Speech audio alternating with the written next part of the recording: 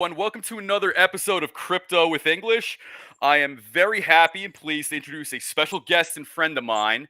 She is the CEO and co-founder of SynXspace, Violet Abtahi. She has a vast experience in leading partnerships, advising startups, investor relations, fundraising, and product development.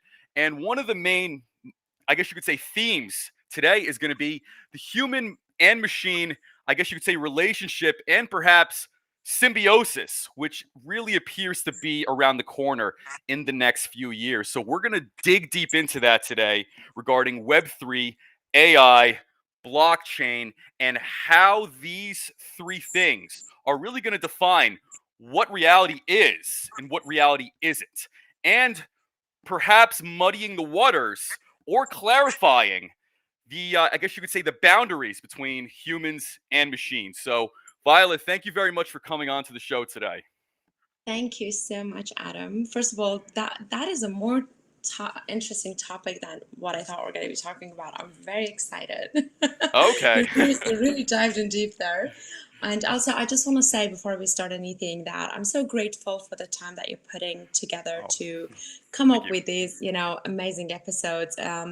It really allows us to communicate on a much deeper level about the why behind everything that we're doing. And Right. it takes a certain level of dedication to do this. So thank you. This is really wonderful. I hope more and more people can just join, this journey with you and lesson and learn.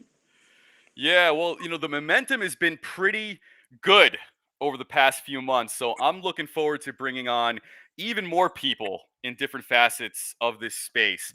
Especially now, it looks like I think we as humans, we may be living in a sci-fi movie starting next year. If you're thinking of things like Blade Runner or The Fifth Element, Virtuosity, Johnny Mnemonic, things along those lines, or even The Matrix, for Mhm. instance, we're starting to see a lot more of that stuff. So, as far as things you're working on, what you're about, what makes you tick? Could you tell the audience a little bit about yourself? What's your Yeah, inner compass and what you're working on? of course. I want to first reflect on something that you just mentioned Sure. about living in a sci-fi movie. Sci-fi is in so many ways an animation version of research and development and Yeah. predictions and play, right? So we watch them and they seem very out there, and then we start living them in a short while. So yeah, like they say, we've been cyborgs for quite a while. Ever Right. since we have handheld a smartphone, we've been cyborgs in many ways, and It's a good way the of looking hope at it. is for us, yeah, and Yeah. hopefully, like you said, the goal is to have a man-machine symbiosis in a way that we can actually live sustainably, and be able to go out there and discover the world and really find out what this is all about, how it's Right. created, and what kind of a simulation are we actually in.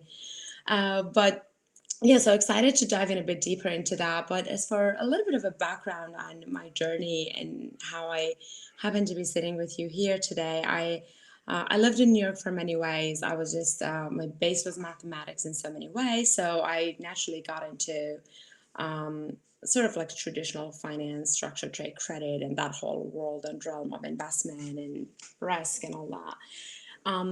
And at some point in like towards the end of 2012, early 2013 was when I started reflecting on what is it that I'm actually doing. I started learning more about the human capacity and realizing that, there is 100 billion neurons in our brain and trillions Right. of connections happening, and the brain is processing 10 to the power of 16 operations per second. And there's a quantum computer up here with an autonomous nervous system, so on and so It's a good way forth. of looking at it. I was like, Yeah. okay, so like our potential is immense. The reality comes down to be what we choose to actually do with our time and how we want to take and go through this journey. So that's along the same time that I was studying this, I was also reading a book called The Philosophy of Money. And Who's the coming, author of that book? That sounds familiar. I'll go through it. Okay. I'm Yeah. like Sure. sort of like, but the moment of realization through that was, so we are still using the printing press, 15th century infrastructure, Right. and it's not really fitting the needs of our 21st century, and we're using governance model that is not symbiotic with the rest of the ecosystem. So I came about to read Bitcoin's white paper, and that was it. My life took a turn in so many different ways. I realized how I wanted to do research and learn how we can use technologies as a nervous system to bring and change this, old paradigm and shift it towards the new, more of a decentralized, distributed systems with, intelligence that can actually be an extension of our brains and decision making power. So that's where it started, somewhat of an entrepreneurial and research journey. And I have to tell you, it's not an easy path. That's one of No, the definitely messages that not. I actually wanted to share today is that, and the beauty of it is that it's not easy. You have to learn so much. We all, when we go through this path at some point in life, we have to ask some really difficult questions from Right. ourselves and what we want to do and where we want to go, and then understand how we can contribute to this ecosystem. So it's been a beautiful journey in the past, almost like 8, 9 years. I've been doing a lot of research and work in the field of distributed and decentralized systems, learning more about how to utilize technologies. And yeah, very happy to be alive at this time. I think it's a golden age. We can actually make a difference because we have the tools now. So that's like a little bit of a background. And then I moved from New York to San Francisco about 6 years ago and dived in a bit deeper into this realm of decentralization and artificial intelligence and so on and so forth. Yeah. Wow.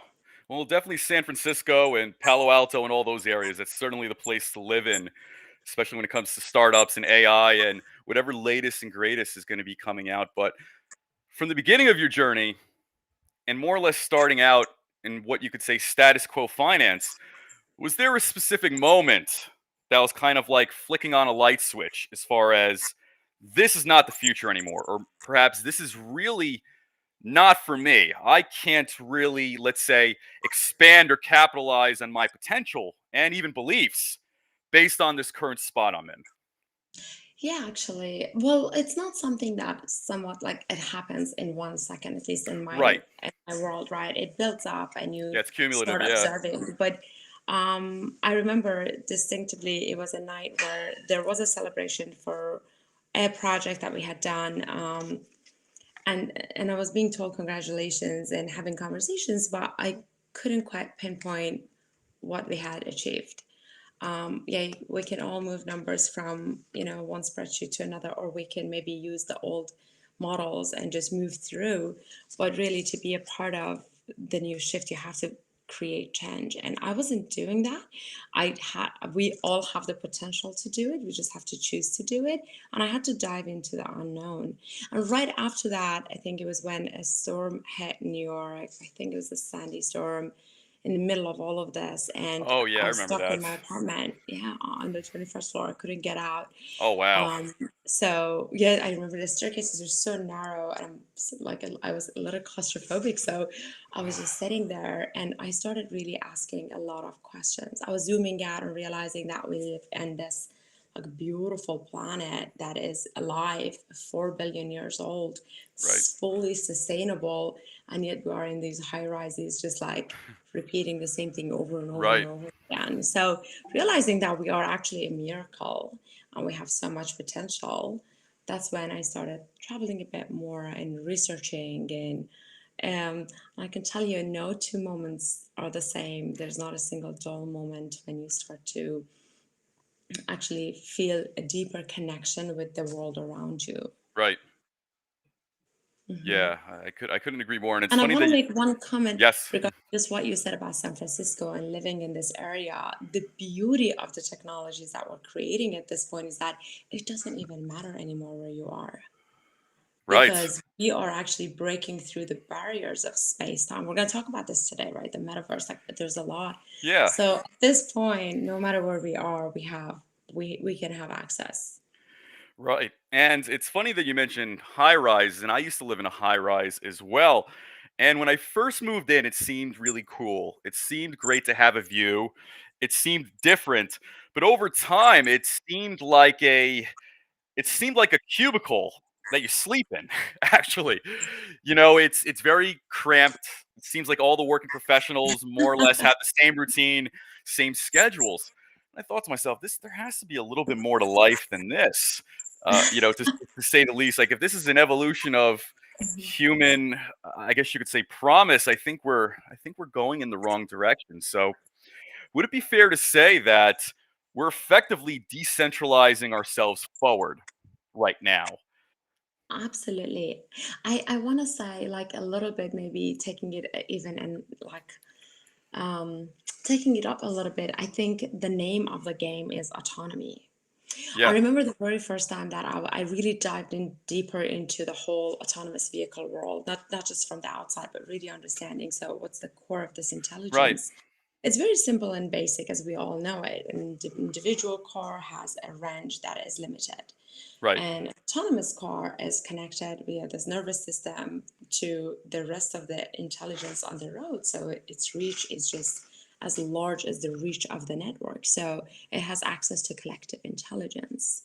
And therefore, it becomes autonomous because it can optimize the decision making process so that it doesn't only benefit the car, but every single car on the road is keeping the other cars next to it safe so they can both be safe.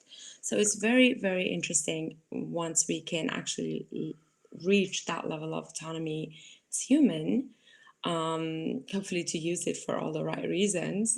Right. But I think it's the age of autonomy and decentralized systems, artificial intelligence, augmented reality, virtual reality, like all of these are just different pieces of the puzzle that enable this autonomy to happen for us.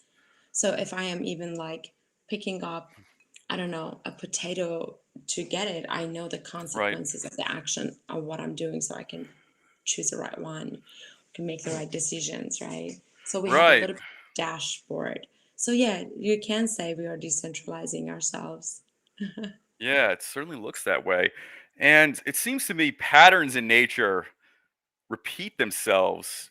I could look at a circuit board or even times when I've looked at diagrams of, let's say, how a decentralized network works in blockchain, it does remind one of a nervous system or a brain or something like that. It's very strange. Is there some sort of underlying evolutionary pattern here or something? Absolutely. I love that you said this because the comment before that you made about going from the high rises into the nature, when I started looking at the body like a very high, our body, we are the most high tech technology out there Right. right now in the visible realm that we see. Now we don't know, there's definitely higher intelligence, but I'm just talking about this plane right now. And the interesting part is we are just getting an input, processing it, and giving an output. So the single-handedly the most important decision we make is the data that we choose to take in.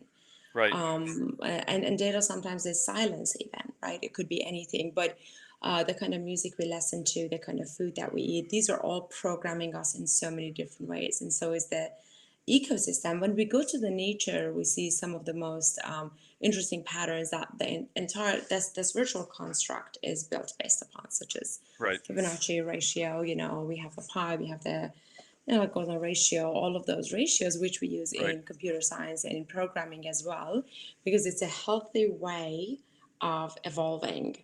So it's not too fast, it's not too slow, it's in harmony with the rest of the ecosystem. So when we go to the nature and we're surrounded by this, it's being automatically and unconsciously and consciously actually programmed into the patterns that we process. And a lot of the code that we write as well, and that has been written, is based on these ratios. Like we use a lot of this in mathematics. So you are absolutely right. Yeah, There it, it is. it's it just seems strange to me. Like if I was to, if I pop open my, I guess you could say my CPU unit right now, and just from looking at diagrams of certain things, especially in blockchain, some of these patterns, it seems like they mimic themselves or they repeat themselves. So it makes me wonder, as far as there is something I think subconsciously that drives humans, and I think certain formulas do work over Mhm. time, to say the least. And I think maybe mapping the nervous system or mapping the human brain, there is there is some sort of maybe special geometry or to those kind of patterns, maybe. Yeah, I don't mean to go. I Absolutely. don't mean to go off on. I don't mean to go down the rabbit hole here, but now that we're mentioning this, it has the gears turning, to say the least. You're absolutely right, and this is it is exactly what you just said, and we have mapped them. Like that, incredible people have come about who have mapped. Like even Da Vinci knew all the Right. diameters and all the measurements, and knew that the whole human body is based on, it's like created and based on these like Fibonacci Right. sequences. If you look at a pineapple, if you look at a pine cone, you look at any flower, we see the same patterns. It's a fractal world, and we know that the laws of nature and the patterns in nature have been working really well. So it is natural that, like for artificial intelligence as well, one of the number one underlying research is actually on the brain and the patterns of how it computes and how it works. Clearly, this is too intelligence for us to mimic yet, but the autonomy, that the collective intelligence that artificial intelligence brings about, that's the key. It's the sum of the intelligence that becomes greater than any individual. Right. So, and yes, we do use those patterns. They're the healthiest, and if we can apply them to we call them sacred geometry, right? Oh, okay. We can apply them to I'm gonna anything. write You that one look at down. crystals, you look at anything. Yeah, definitely. Actually, look at sacred geometry. It's one of the most interesting topics that you will study, and there's a lot of great material on it. Very I, much related to the topics of AI and blockchain and right. intelligence overall. Yeah. I can imagine. So, how did you get into SynXspace? How did you become a co-founder of that? How did that So project present itself to uh, you? it was it was actually when I was doing a research on economics, and after reading Bitcoin's white paper, there's two things that happen, multiple things, but one was learning about the human intelligence and our capabilities and all of that, which completely uh, it all became a matter of exploration, versus just like learning things here and there. Like when you Right. explore, there's a different depth and it's a lot of fun. Then I wanted to understand technologies more and really get to the heart and core of it. So I asked myself this question of what is it about technology? And a realization for me was that ever since the dawn of time, when we started to invent the first wheels, right? And you and I spoke about this Yeah, before. that's right. We started to our reach is limited, so we create extensions of ourselves. So this way we can travel through space time. We can get from here to a different continent much faster Right. than if we walk now. So we invented cars and trains and wheels as an extension of our legs and feet. We invented planes, and now we've got wings, an extension to our hands, and so on and so forth. And artificial intelligence is an extension of our brain in many ways, and not just individually, like computation wise and memory wise, but it's really the collective intelligence that it gives us access to. So that was one realization. So it was very interesting for me to realize how I can learn about this and use technological solutions as an extension as well, in a positive way, though, because everything is a double-edged sword in life, right? So Right. we can choose what we do with it. And then another really amazing awakening for me was really understanding the decentralized solutions and realizing that we can come about with completely new governance models in the world, because governance models actually emerge from economic patterns. And we are facing a socioeconomic evolution now, which is why Right. at the beginning of the call I said we live at a golden time, which I wanted to be a part of. So for the first time ever, now we have, money is a labor allocation tool, right? But Right. it has not been intelligent. Today we have attached intelligence to it, and we can use the data and we can process it, and we can optimize, and we can have peer-to-peer transactions, we can have trustless computing, just with writing code and writing our bylaws into these smart contracts that autonomously execute for us. And therefore, it doesn't matter whether I'm in San Francisco or if I'm somewhere else on the planet, I can actually have access to sharing what I want to give, and to receiving what I would like to receive. So the three of them together, while I was doing these 5 years research, made me realize that, oh, I think we can actually reach human autonomy much faster Wow. than we thought. And economic landscape and economic infrastructures are something that really keep my mind busy, maybe because I understand it, and it's one of the tools that I think once we can bring about um, an abundance of governance and transaction in a very healthy way, like you said, with the ratios not too fast or too Right. slow, then we can actually change the world and solve a lot of problems that we're facing. We've come a long way. I'm an optimist, but we have to reach sustainability, and sustainability was something that was on the forefront of my vision, thinking about how the entire ecosystem is sustainable. Now we have the technologies to actually create new products and live a more sustainable life and use the natural energies, and harness them. So Right. around that time, while I was doing the research, my co-founder was having conversations with me as a physician, and his focus is very much on neuroscience. He was talking a lot about the impact of technologies on us as human, and we were talking about, this is a key point of what I would like to, like, the takeaway be is actually, By all means. he told me about neuroplasticity and the plastic nature of the brain, and how what makes us so amazing is the fact that we can actually reprogram ourselves consciously. So we have control over that.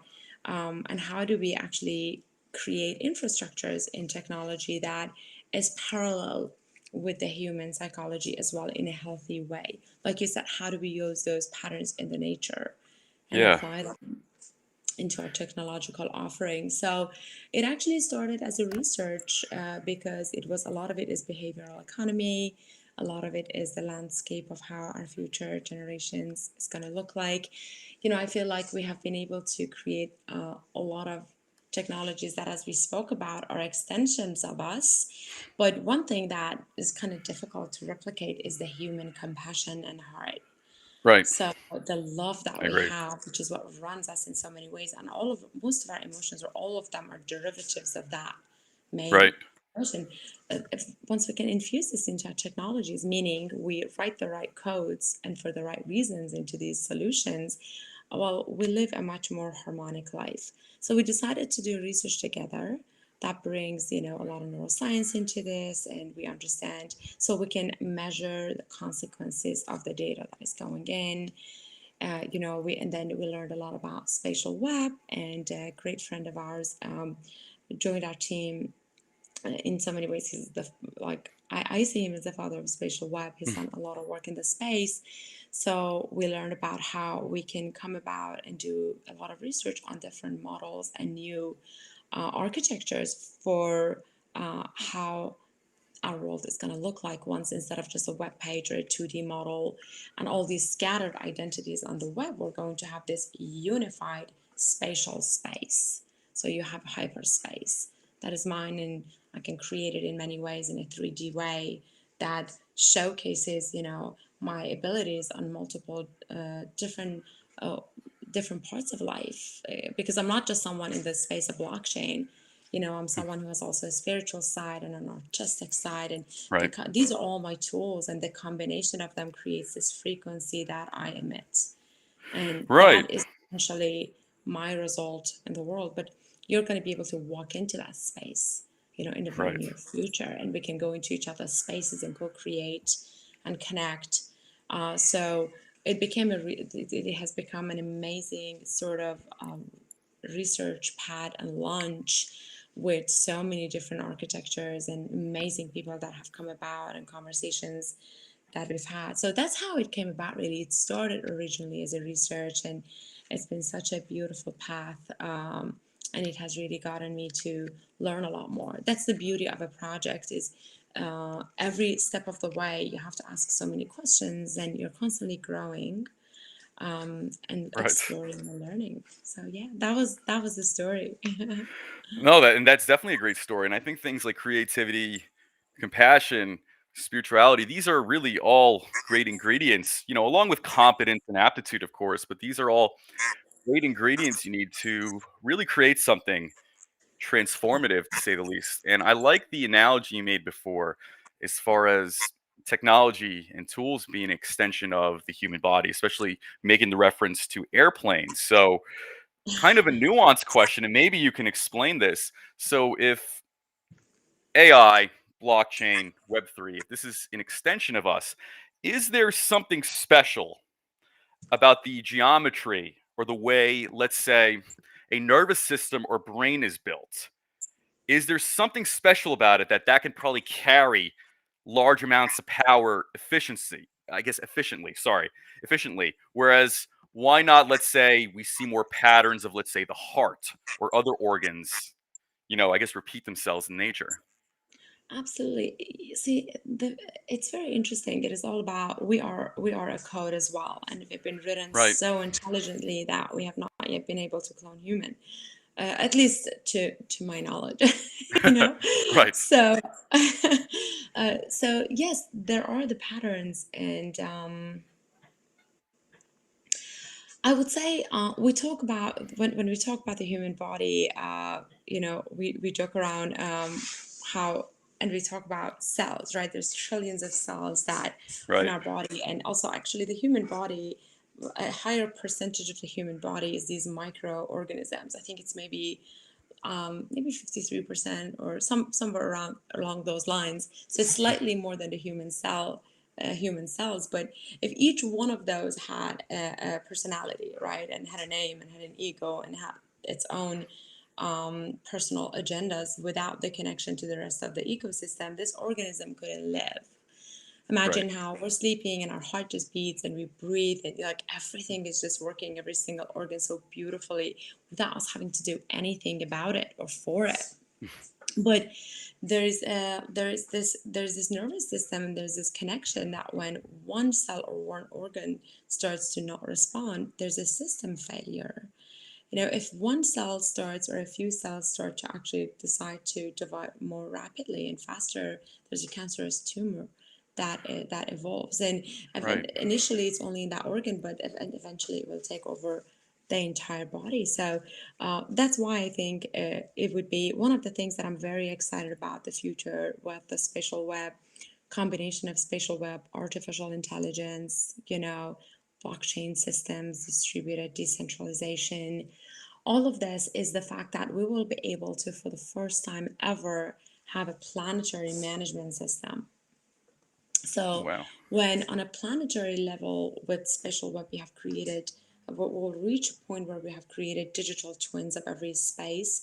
And with sensors, we're getting data, so we know where air pollution is, we know where water pollution is, we know Right. we know the consequences of everything that is happening. We know where there's 10 trees, what is happening as a consequence, and we know when one tree gets burnt or sick, what happens to the environment. So we will be able to actually measure our footprints. Right Right. now, it's invisible.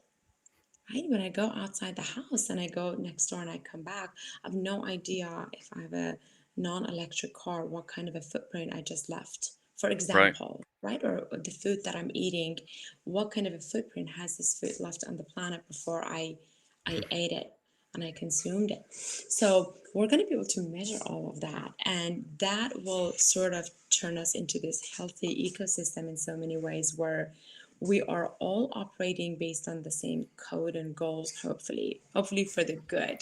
No Right. one can really, there's all these questions around, the other side or the other edge of the sword as well. But the hope is so that we can, exactly like you said, right, like the rest of the ecosystem, which each organ is its its own place in operating, we can actually operate more sustainably. And one of the things that is actually very exciting, and uh, I think we should actually talk about more overall, By all is means. 3D printing technology. Oh yeah. Because with 3D printing technology, our cost of life and consumption is going to go down dramatically. We can use the same material and recycle and reprint it, right? We won't need Right. multiple copies and multiple colors of everything always, that we can just create it as we need it. So the cost of life is going to come down, with very little we can create a home. So our basic needs will be met. and once as a human race, because our reptilian brain is always like on fight and flight, so we want to Right. survive, and until we are in that survival mode, we can't really sit there and maybe think more innovatively and solve for bigger problems, because we have to first take care of the basics. So Right. once cost of life is coming down and the way we're headed, it's very exciting for me to hopefully see a point that our basic needs are met at a very low cost, and we can thrive now. And sort of surviving will always be a part of us, as in the animal Right. kingdom, Right. but more so we can thrive then. Wow, that was very eloquently put, and I'm glad you brought up 3D printing. It seems to have, in many ways, I think, disappeared off of, I think, much of the, I guess you could say, tech and news presence over the past few years. And I think part of it was people were using 3D printing technology to build weapons and firearms and other illicit purposes. But looking at it back then and even now, it really did seem like a solid step towards sustainability, essentially producing our resources at a much lower energy and environmental cost, and which is very, very important. And it cannot be, understand, it cannot be emphasized enough, especially in this day and age. So I'm glad you brought up that. And as far as, I guess, as far as humanity and I guess the next step forward, where's a good starting point for this, I think, this eventual human machine symbiosis, so to say? And it seems to me compassion is going to have to be an element in that, and perhaps, some sort of more collaborative teamwork type of society is probably going to have to be built to probably use this system and navigate this system most efficiently. So let's say if humanity ends up being something on the metaverse, whether it's the Matrix or think of any other type of sci-fi movie. I would imagine that if you constantly have these nodes or other elements constantly butting heads, that is going to be a huge loss, I think, as far as efficiency and time and perhaps money. So, anyway, to get back to my original question, where do you think is a good starting point? That A is very productive, but B probably doesn't freak out people either. Um, you're talking as far as you said compassion. Is that what you mentioned? Yeah, if that's going to be one of the major elements in, I guess you could say, the metaverse in the human machine symbiosis and relationship, what would be an ideal starting point as far as the first That's a steps? that's a very good question, and it's like I think it is. We can probably answer this in somewhat from an individual perspective, and then it can Right, it can it can expand from there. But look, one of the things about the metaverse that we think and we analyze every technological tool that comes out, and we want to think about where the gaps could be as well. right, One of the things that obviously worries a lot of us is the fact that we are becoming human connection. There's something very magical about it. And right, I think during the pandemic, a global pandemic, we all realized that the power of being in the presence of a human being, the power of, hugging a friend you haven't seen, or right, just being five people in the same room and doing something beautiful or talking about something, or even when we get together with our teams, right? yeah, The moment that you all synchronize with the same frequency, and you're just all creating something. You put 5 or 10 brilliant people in a room with heart mind alignment, they're going to come out after an hour with something amazing. right, yeah. More Nothing often than not, that ends up short being the of case. great Yeah, is going to come out of it, right? But the digital space has allowed us to sort of create a bridge for the times that we can't actually get together and be in person. But I hope that we don't become these screen species, right? That's yeah, just like one of the things that there's a lot of creativity that comes out from human interaction. I i i love it. I think we're really social beings, and there's magic in it with our animals, with our pets, with the nature, right, like you said. So I hope that doesn't happen, but I also do think that again, back to the global pandemic, which is one of the most important events of our timeline right now. I think a lot of us have like the human race is realized first of all that some of the things that we thought were valuable are not really, they don't hold any value Right. unless they are observed, which gets us back to the whole equations of the observed and the observer. Right. But inherent value is actually in compassion and in care and in being a net positive to our ecosystem. It's Right. very simple and basic. It doesn't take, you know, a genius to figure this out. We're part of this beautiful ecosystem. Right. If a child is born just off of nowhere on an edge of an island where there's no civilization, no one is gonna charge him for anything. Can just come Right. about and create and invent, and as long as there's a society around him or her, we can build. So our job is to be a net positive to this ecosystem that gives us so much, Yeah. and you can do that. And with decentralized networks now, and with the way that we have created life, I think the beauty of it is, before someone could argue that I would love to, but how? Well, the Right. how and the journey that you go through, first of all, is really the main thing. That's the answer to the question. So there's no shortcut to it. But also now we have the opportunity to come up with an amazing solution and spend some time to digitize that solution and give access to it to the most remote people in the universe, in the world, in like on Earth, let's say. Right. So that is what makes it beautiful. And I think more than ever, we have realized that we do need each other. This is For sure. the human connection is something, and some of the values are actually moving away. But it is not. It is a topic that I think should be talked about a lot more, because we are facing these really, really futuristic technological solutions that are entering our lives, and we need to prepare for it.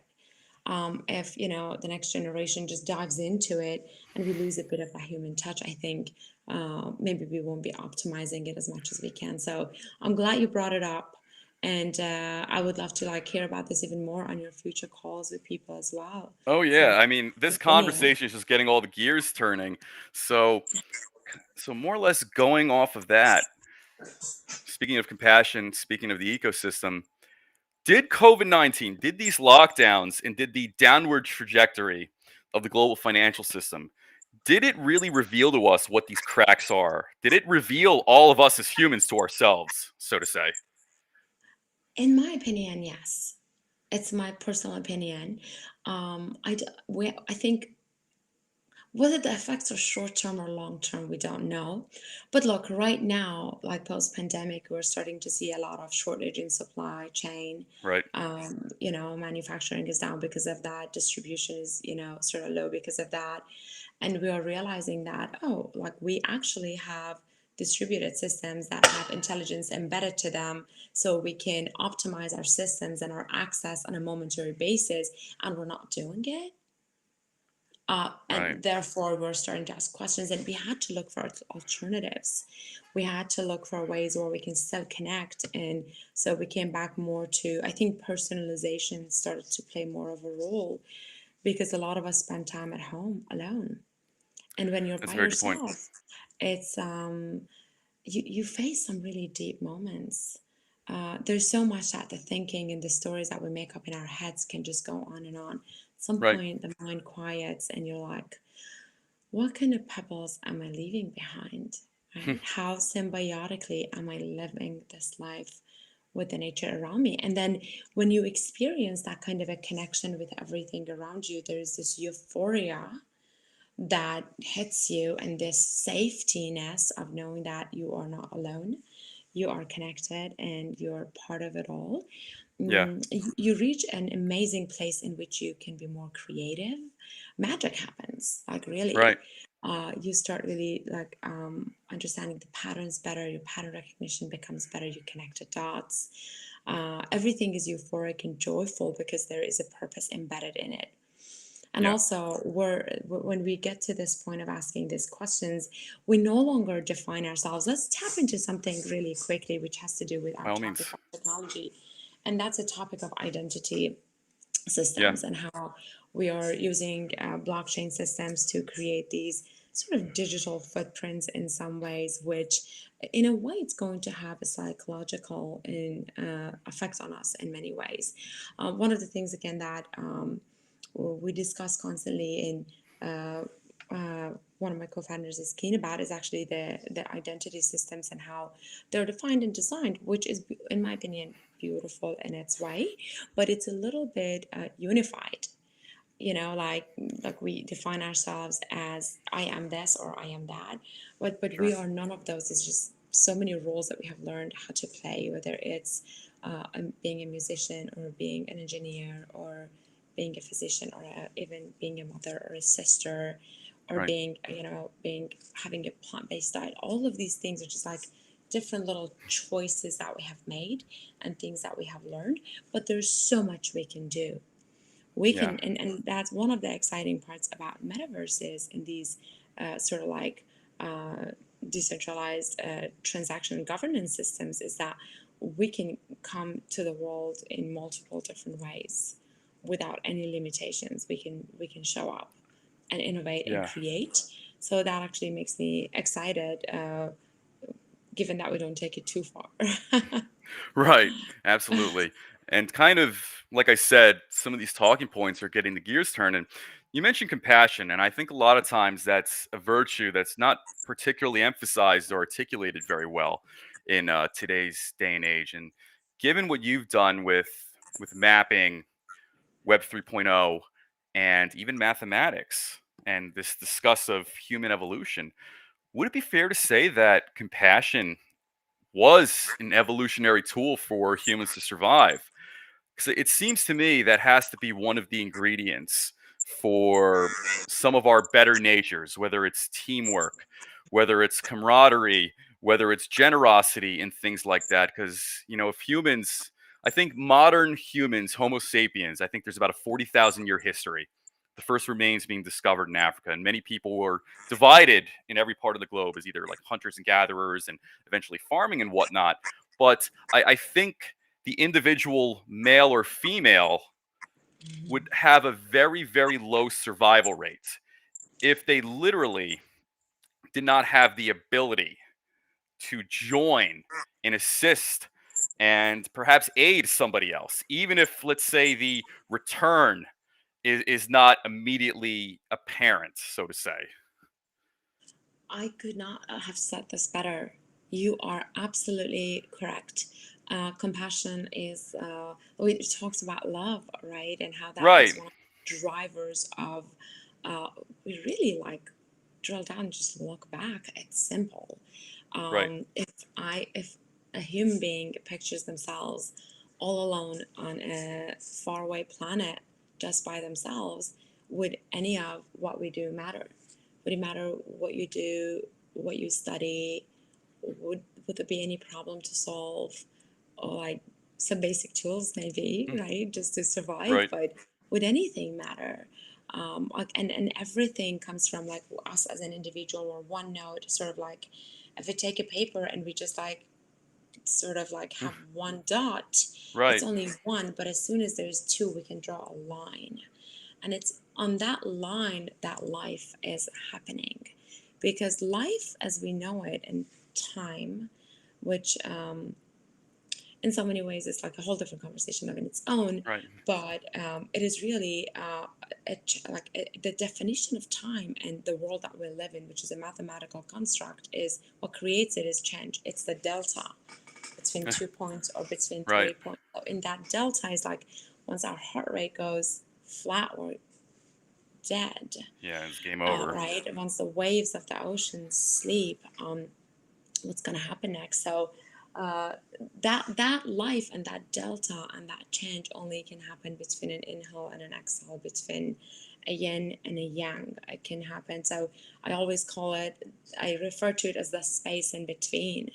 I sometimes refer to music as like if you just grab like one key of the piano and just play it, Right. like it's gonna be like one beep, but it's the Yeah. silence in between that creates the music actually. It's the same thing between us human.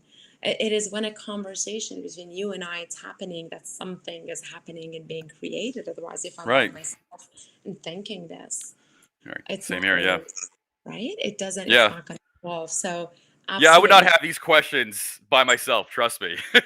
And I wouldn't have these like reflections on myself. So human compassion has a lot to do. It's the and love as the main driver of evolution, Right.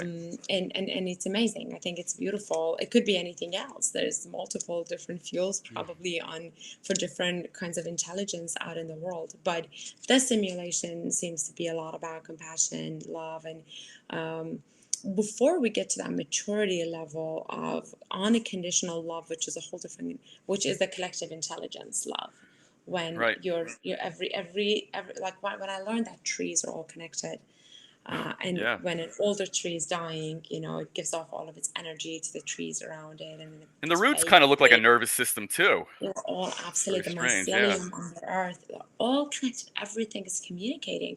But until Yeah. you get to that level, there's like different levels of maturity we go through, right? And Right.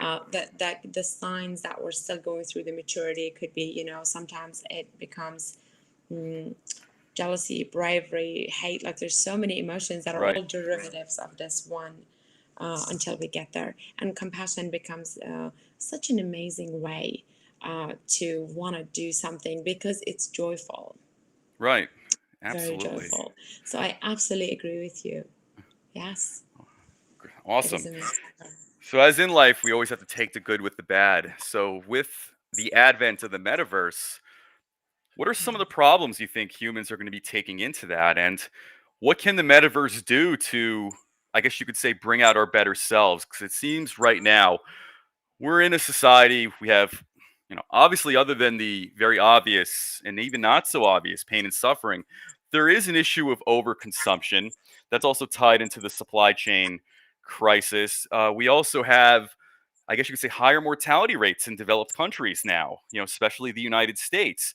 So clearly, a lot of the trappings of modern day that we do have not necessarily served maybe its best purpose, so to say. So, how will the metaverse improve the human experience? I guess that would be my question.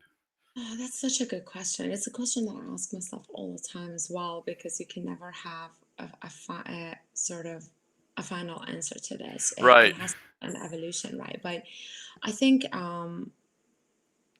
I think one of the most important things, people sometimes ask me, there are different things that we do in life um, to evaluate our own value systems, right, and to ask ourselves, where am I in life actually, and how am I looking at the world?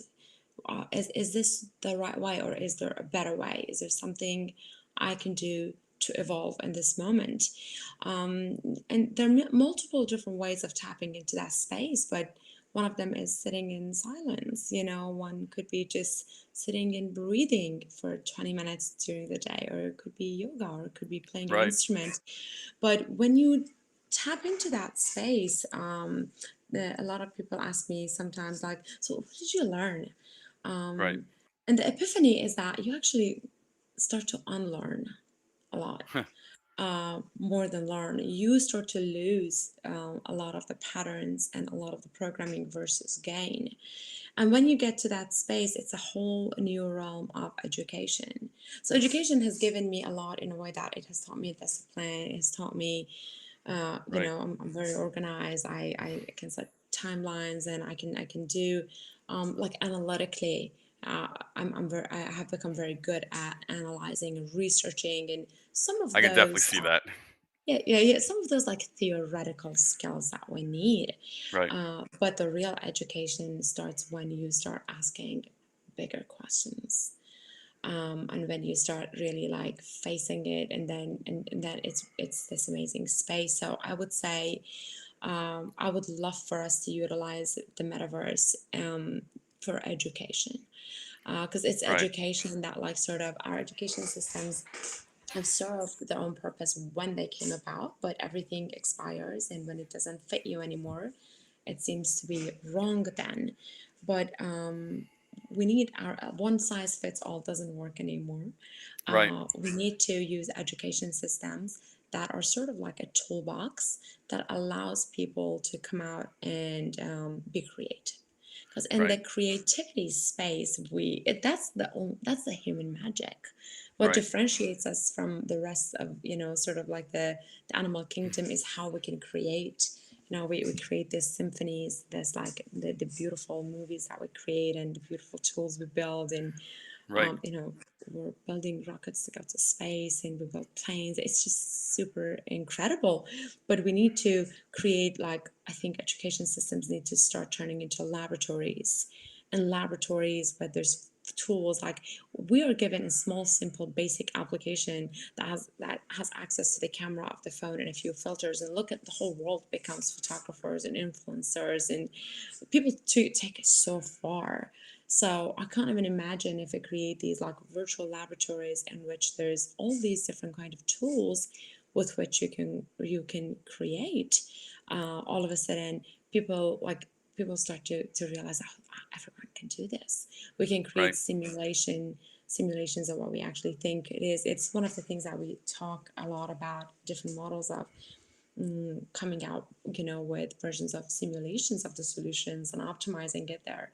So I would love for us to utilize it for that and create multiple laboratories. We don't need, like, there's not one that's going to respond, and we can create these laboratories with the notion of giving tools so that we can solve for the sustainability, like more sustainable solutions. So we can say Right. these are solutions we have, this is the current state of the art, this is what we would like to go, and then bring people to come in and sort of create.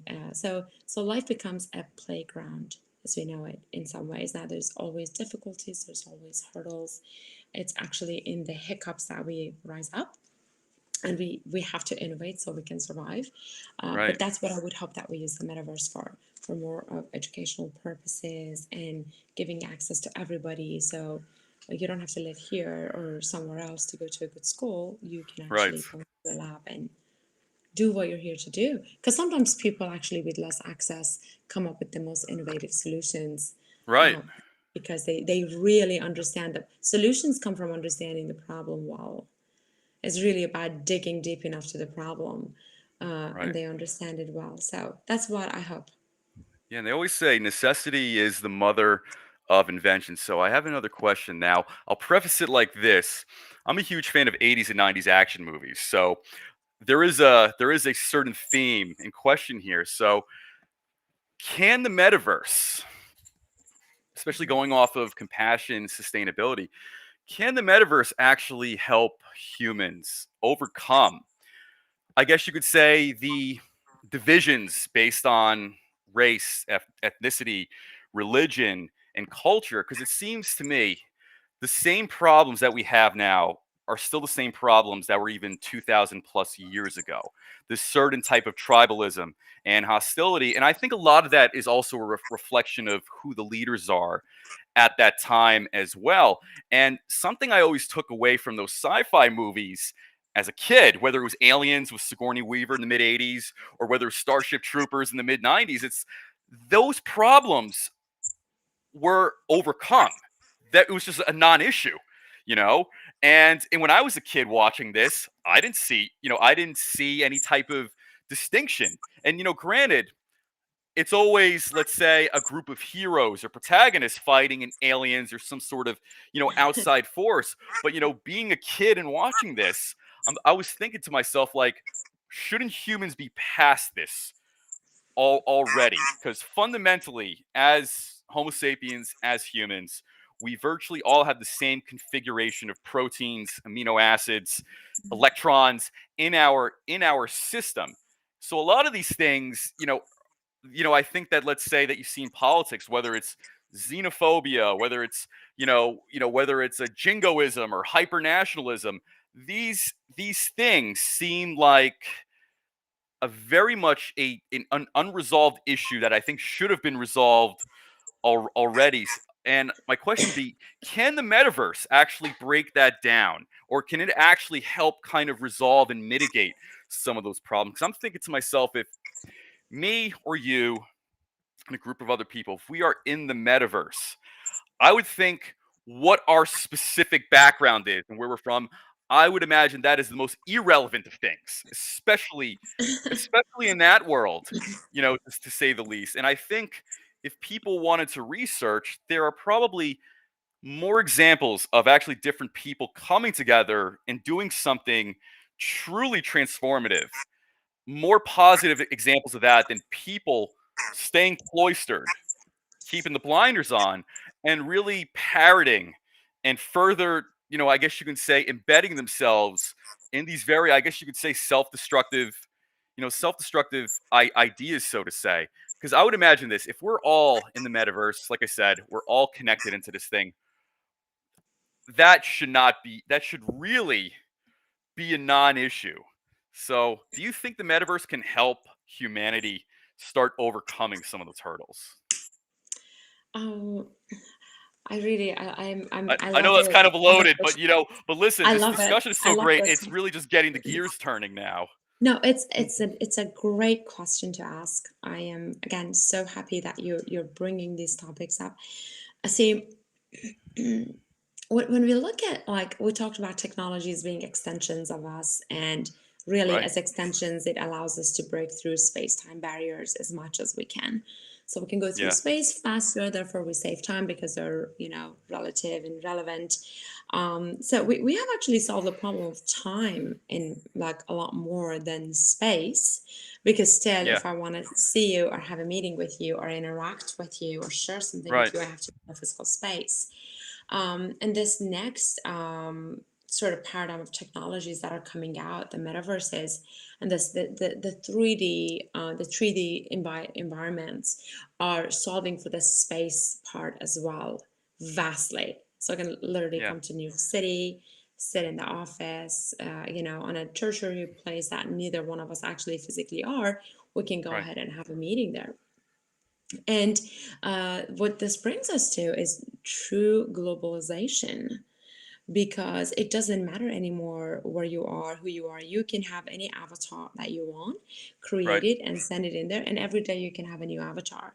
You can look however, you can sound however, you can speak any language, it doesn't matter. Right. You're instantly just dissolving and turning into an avatar that fits into the space and can receive and send data. And another thing that is very, I think, again, interesting about the whole metaverse world is that, look, our the way, like, some of the differences that we're actually creating are very much on the interface level, right? Like how I look, like if they take the skin away, we all look Right. somewhat alike, right? It's like Right. there's like very little differences that you can even draw. You Right. probably barely you will see one, body that is like a little taller, or but it Right. all looks the same. But I get stuck on this if I don't know enough about what is actually in there. It's like when someone who doesn't know anything about technology goes into the iPhone store, they'll look at the prettiest color, or they go to any other phone store, they'll look, or computer store, they'll look for Right. the prettiest, cutest, right? Yeah. Or like most Most like aesthetically pleasing, masculine. or even Yeah, loudest, so to say, yes, stylistically the loudest phone. exactly. But you bring in an engineer and they'll look for something completely different. And they're both Right. okay. I'm not comparing the two, but I'm saying today, with the way that in the like educational systems are going to emerge and come about, we're going to learn a lot more about ourselves. The world has become sort of a stage for everyone now. You don't have to be someone so important or someone so rich to have a stage. You can go on the stage, and if you're on stage, you better have something to say. You Right. better have something to change. People have had enough of the interface, and that can Sure. still be there. I'm not saying one has to replace the other, but Right. once it comes down to that, already we have turned ourselves into these digital versions on, let's say, Medium, where we write an article, or on other, like, I'm not like in any of them, I'm just using an example, or on LinkedIn or Sure. anywhere. There's a digital version of me sharing my thoughts. It doesn't matter where I am from, or so. I think it's already dissolving, and I think it's definitely going to dissolve more, and Right. will become more of artists and innovators. And with like the NFT, I think world and realm, it's very exciting because there's a lot of aspects of ourselves that we can now digitize and sort of put it out there. So I think that, yes, we are going to get there. Right. Or And you these are my mentioned, hopes. right. And you mentioned something in your question. One of, I think one of the points you brought up earlier was comparing us to cyborgs, especially with the introduction of iPhones, so to say. Do you foresee a future where most humans have some sort of, let's say, medically implanted piece of hardware somewhere in their body to either A, navigate the metaverse, and B, even navigate, the physical world, whether they're going to the grocery store and you know, paying for their food in Bitcoin or something like that? Well, that is already happening in some parts of the world. Right, There's already like they have done some beta versions of having a chip, and you just go in and out, or like AI that can just scan your eyes, and it will therefore know who you are and have access to your card and your accounts and everything that is right, needed. And that is clearly on the rise, and that is going to happen. We're going to be connected to the cloud, but I hope that, see, like, artificial intelligence is called artificial intelligence, and it's an extension of us. So it's really like bringing collective gathering, mhm, processing, and bringing connecting collective intelligence together. But we should remember that we've got natural intelligence that is beyond all of this. And we are connected to a field of information. This is a mathematical world, therefore we're right, constantly sending and receiving signals, right, and there is natural intelligence to be sent and to be received. And I hope we don't get so stuck in, like, a Google that's always on in our heads. So as long as we can remember that, and we can use technology to our advantage as an right, extension, and we don't become it, we use it as a tool, not as a goal, we are in a very, very good place. But like everything else, it has its ups and downs, and we're going to see all of the above probably in many different right. ways. And do you feel, this being a possibility, do you feel that either users, or you could say companies, conglomerates, syndicates, commoditizing humanity? Now, I know that sounds like a loaded question, but let me unpack this. So, for instance, let's say we're 20 or 30 years down the line, so to say. Will sports players, for instance, get like enhanced arm prosthetics so they can like throw a ball faster, enhanced optic prosthetics, whether it's for the metaverse or even in sports to actually see better?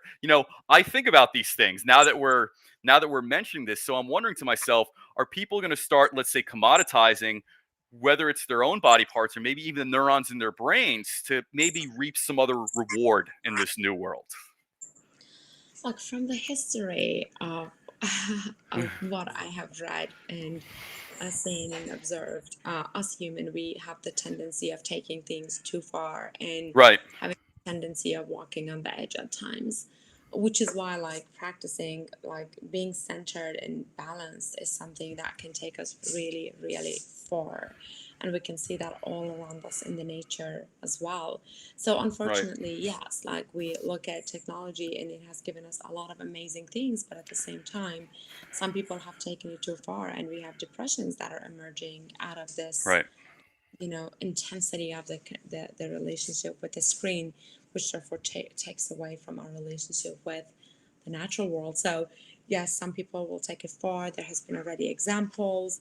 Well, on one hand, it's amazing because someone who had lost a leg, what was at some point in a competitive runner, now can have the advantage of running again and doesn't have to have that taken away. But then some people will take it too far. So right, there's always be some of us, and those of us who take it too far. There's always those of us who are slower adapters, and there's always those of us who use it for the better, and to do something really good and centered with it. So right, hopefully the goal is to have more people use it the right way. right. I would hope, and like I said, I would hate to see some sort of dystopian future where, somebody's trading in a limb. Maybe some corporation makes stem cells out of it, and in return, that somebody gets some sort of like Terminator kind of arm. I don't mean to sound funny about this, but like seriously, and that person could either use it for good purposes or even, illicit purposes. But, anyway, moving on off of that. So when it comes to NFTs and NFT art, so often what makes art in of itself valuable, obviously the profile of the artist, the style, but the feelings it evokes, maybe Yeah. even memories.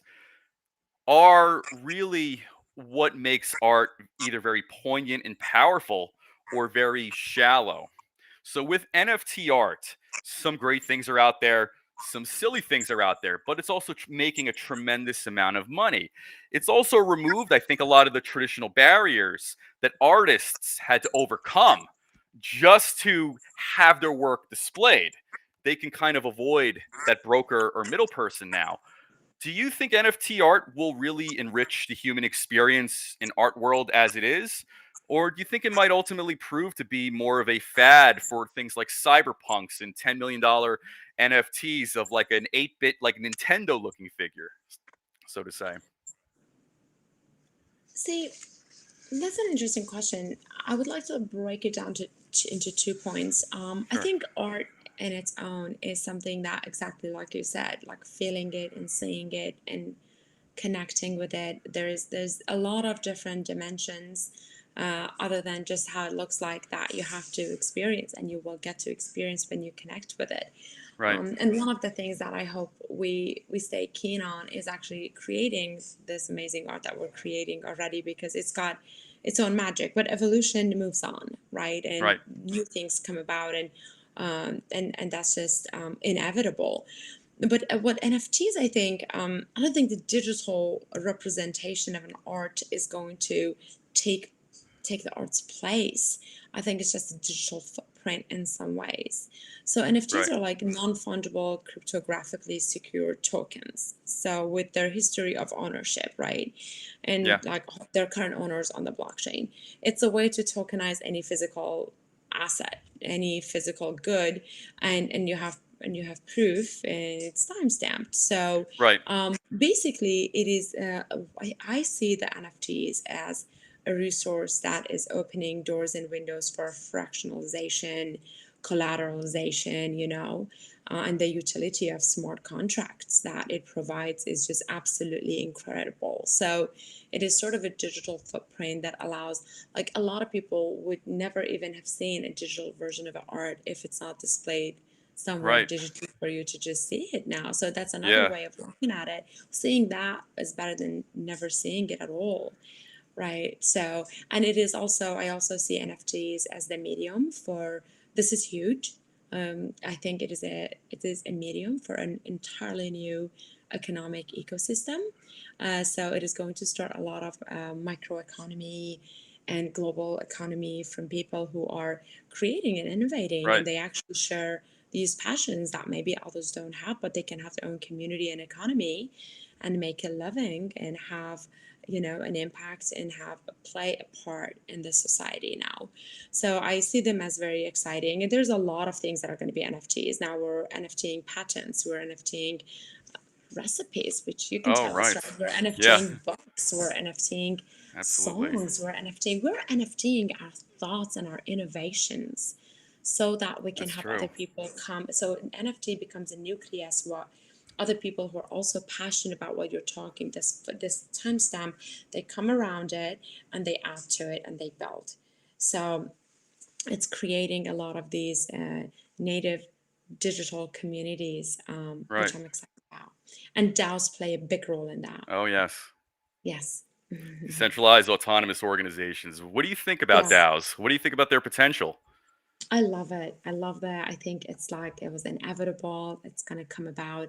I am so happy. Clearly, we're still in the infancy stages of a lot of these Very much technologies, so. which is why it's amazing to be a part of it, because you can Yeah. actually not only be a user, but you can also be part of the creator. But DAOs are exciting. I think governance the models are of the future are completely different now, right? We can contribute no matter where we are. As a human being, I don't need to be belong to an organization from 9 to 5 or belong to any Right. organization of any kind.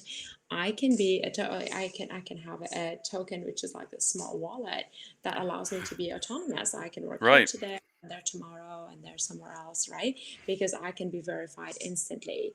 There's no like processes or weeks and months that has to go through, because the quality of my work is up out there. The quantity of my work is out there. I'm a verified, like I'm not spam, so I can basically go and perform and receive. And DAOs enable that. we don't, like we said, it doesn't matter anymore where you live and what time it is. We Right. can sort of move through that space-time barrier, as well as like bring the cost of operations down dramatically. Right. So like we can have self-insured communities, that like there's like an insurance pool for everybody, so everybody's Right. like sort of everything is just becomes like self-governed.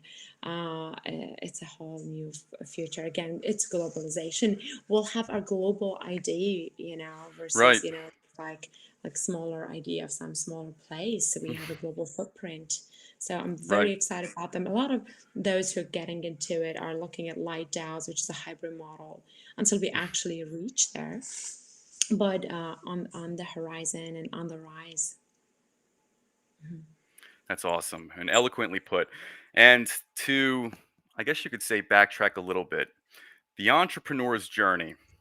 And perhaps this doesn't get enough light, but as enriching and as rewarding as it can be, it could also be very frustrating.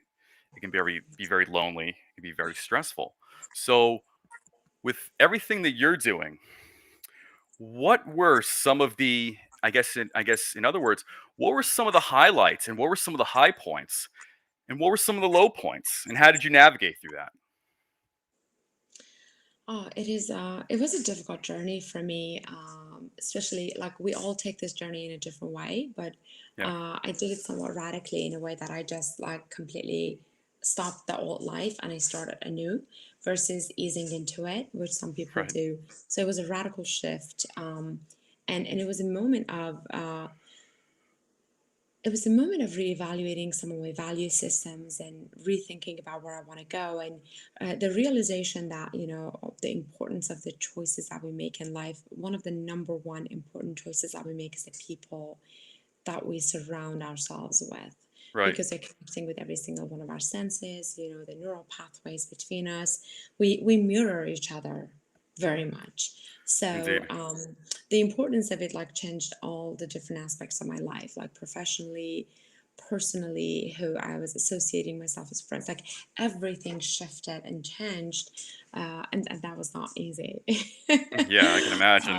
It was not easy, and also the entrepreneurial path is a lot of ups and downs, and it's like we see it as ups and downs, but it's like waves. You don't say that I like the Right. tops of it's you. It teaches you to become a good surfer in life. Yeah, That's, I think, absolutely. the human journey is all about becoming a surfer. There's no It's a good destination, way of putting it. literally.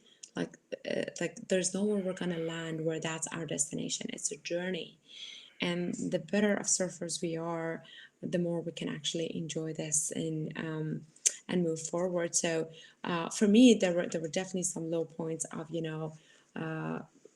realizing that where the prototype of what I was building is not going to actually respond, or someone has created a better one, or running out of funding, or Sure. because of a lot of hours of working, I like Right. having a physical crash, like literally crashing.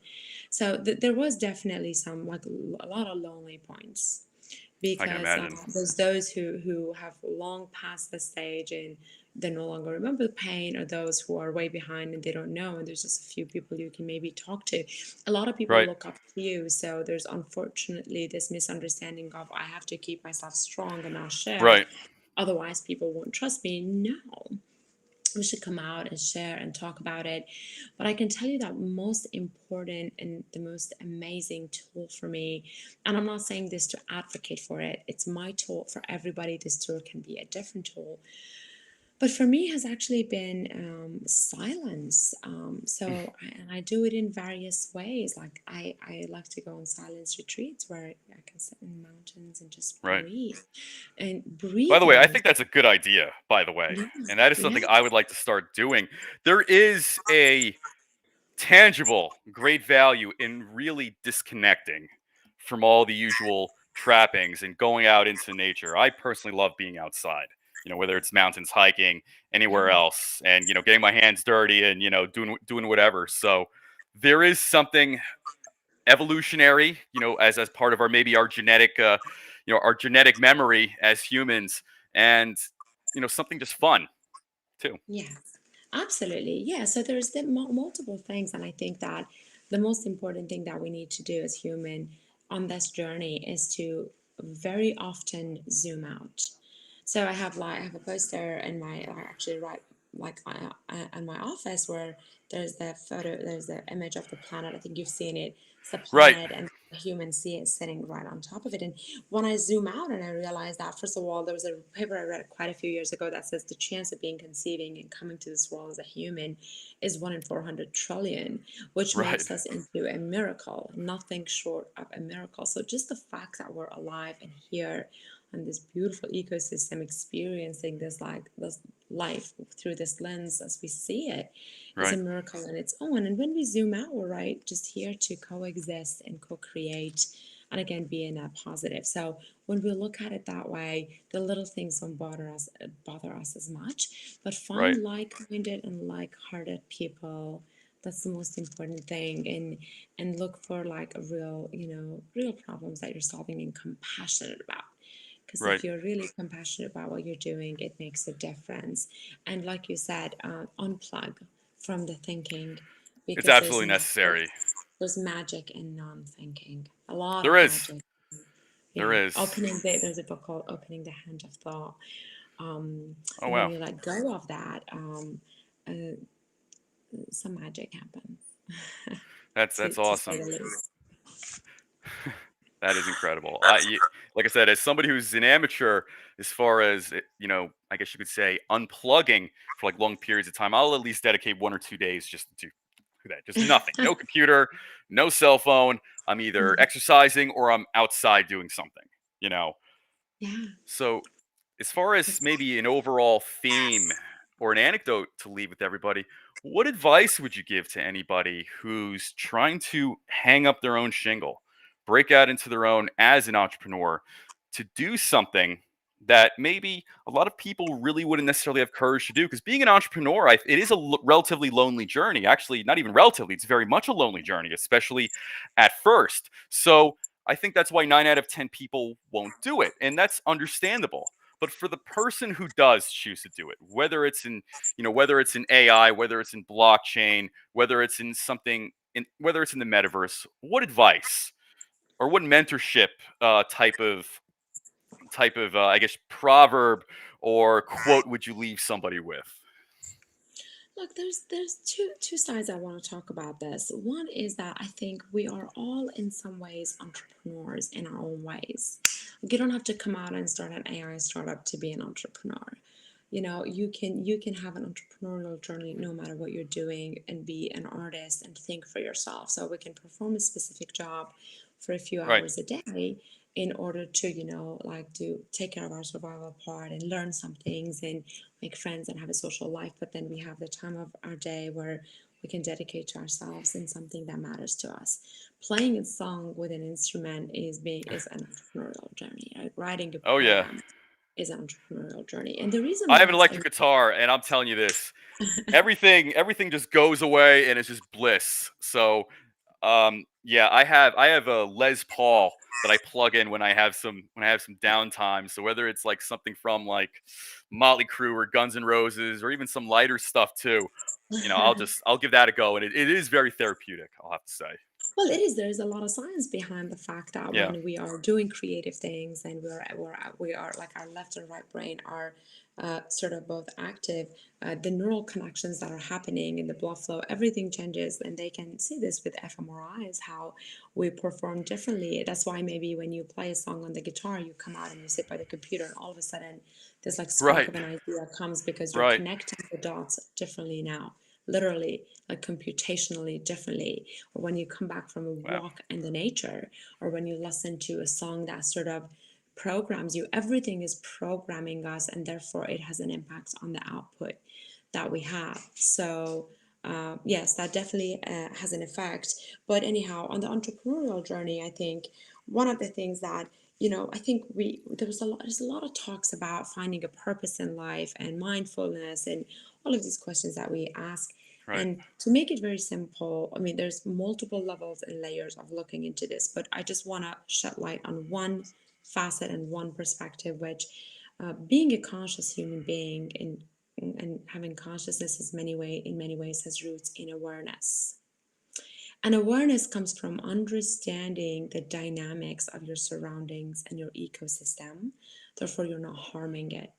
Right. So you have a choice to move through this by harming it, and a choice to move through it by actually allowing it to not only not harm it, but evolve it, or at least be neutral to the environment. And there are some problems at any point of life and evolution that the ecosystem is facing. Because let's face it, if there's no problems, there's no solutions and no evolution.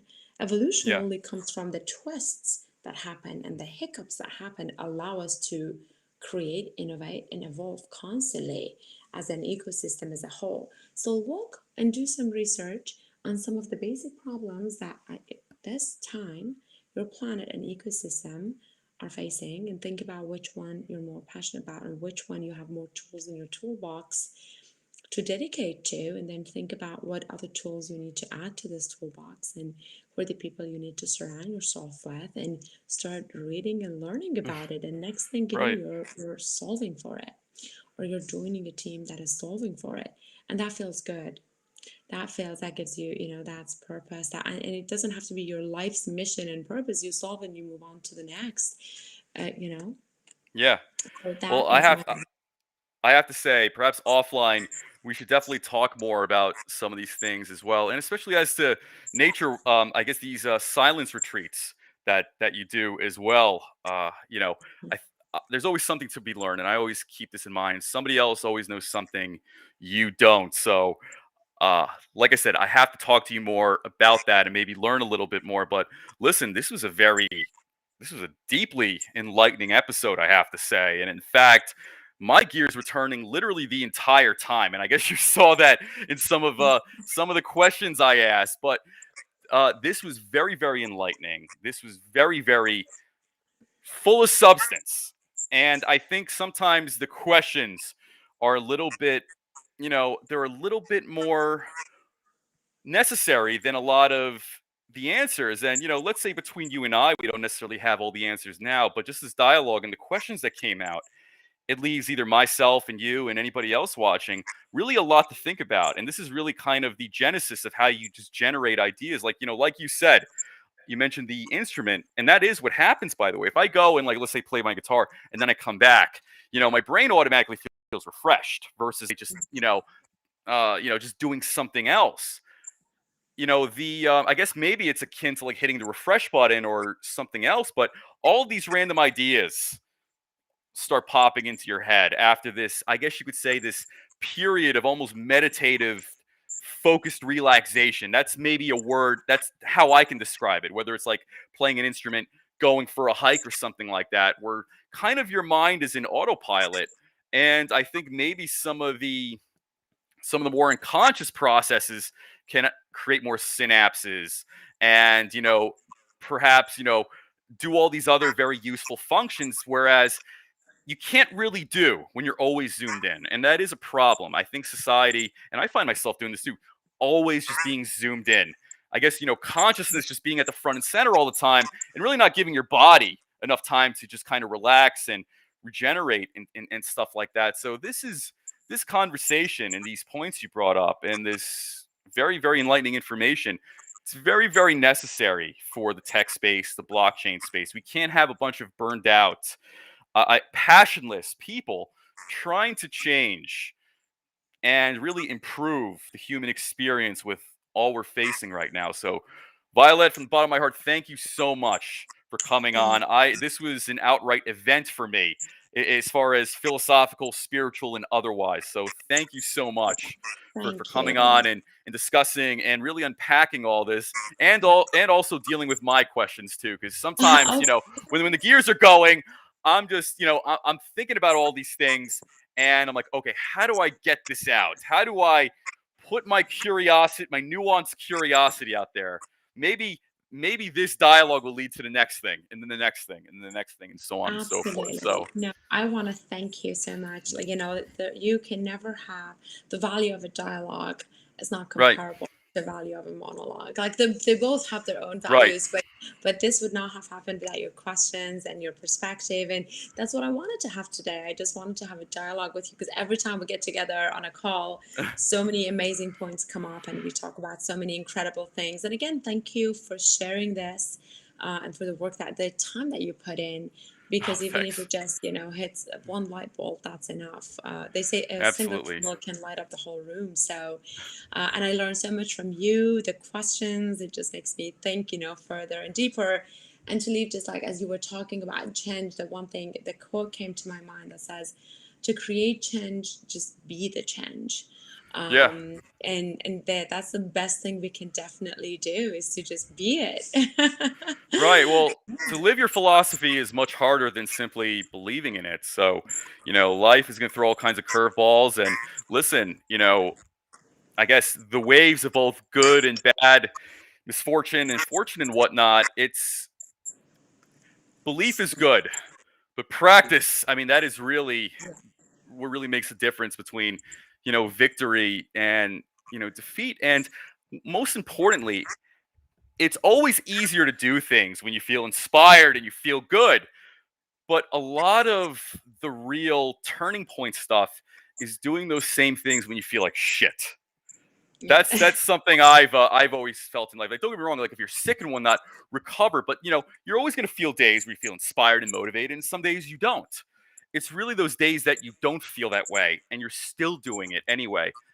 That's really, I think, one of the main ingredients to really accomplish what you need to accomplish. Because listen, it's great to feel motivated, but it's also much easier to do things when you feel motivated. I always feel like, oh yeah, you can do that Yeah. 3 mile Yeah. one when you're motivated. You can do X, Y, and Z when you feel motivated. But let's say if you're just getting over being sick and some other shit happens and you're with yourself. Okay, I really don't feel like doing this, but you have to really put yourself on this. You have to ask yourself, am I going to pivot and at least just give this a shot or not? And I would say this to anybody: don't look for perfection every time you do something. And I feel like a lot of times people get into this trap where they only like to do things when they feel motivated and great. And don't get me wrong, that's good. But I would tell anybody, don't be discouraged when you're doing that same thing when you feel like shit and it's not up to the same results as before. In fact, that's probably even better. I think you're further hardwiring your beliefs and resilience that way, versus, let's say, okay, I'm just going to do everything, startup related or otherwise when I feel great. And I think it's good to feel great, but I think that might be a trap too sometimes. This is just You're kind of absolutely no, anecdotal wisdom as I come across it. you're right. You're right. Perseverance is key. It is. Persevere, persevere, persevere, persist. Yeah. And I couldn't agree with you more. You're absolutely right. Yeah. So I would tell anybody, keep going. Don't be too hard on yourself. It's all baby steps. That's really Yeah, what and really what sometimes saves just the take a day. break. Yeah, And just take a just break. stop. Yeah, So yeah. listen, I I don't think it's okay to give up, but it's absolutely okay to take a break.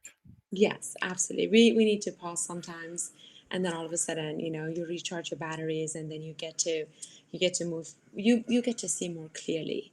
When there's so Indeed. many things and so many thoughts around, it's like the sky of your mind is cloudy. Right. To just let it all go away, and then you can see clearly, and the dots connect the right way. But it's been such a pleasure to be here with you today, to have yet again Likewise. It's been an absolute pleasure here inspiring too. conversation. Thank you, Adam. I look forward to Thank you, speaking Violet. soon again. Yes. Yeah. And We'll connect thank again you. soon. Yes, thank you. Thank you. Have a All right. nice day. You Bye too. bye. Bye.